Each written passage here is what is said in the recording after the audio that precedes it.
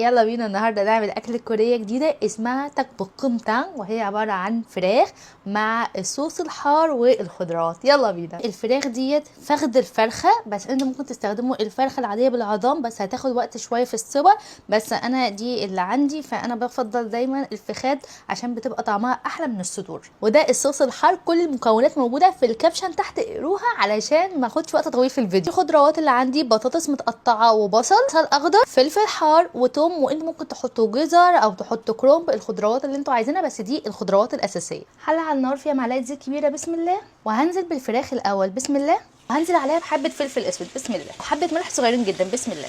اول ما الفراخ تنزل الدهون بتاعتها هبتدي انزل بالصوص بسم الله، وبنفس طبق الصوص هعاين بيه مقدار الميه بسم الله كده عشان اتاكد ان الصوص كله داب مع الميه، واحط الميه وهنزل بالميه بسم الله. واول ما تبتدي تغلي هنزل بالبطاطس والبصل بسم الله.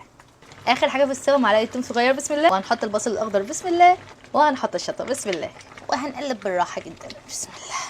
وكده استوت، ريحتها بسم الله ما شاء الله جميله. تعالوا يلا نجرب، وده طبق النهارده، يلا بينا نجرب. عايزه اقول لكم ان ريحتها تجنن حرفيا. بصوا البطاطس زايبه ازاي، بصوا بسم الله.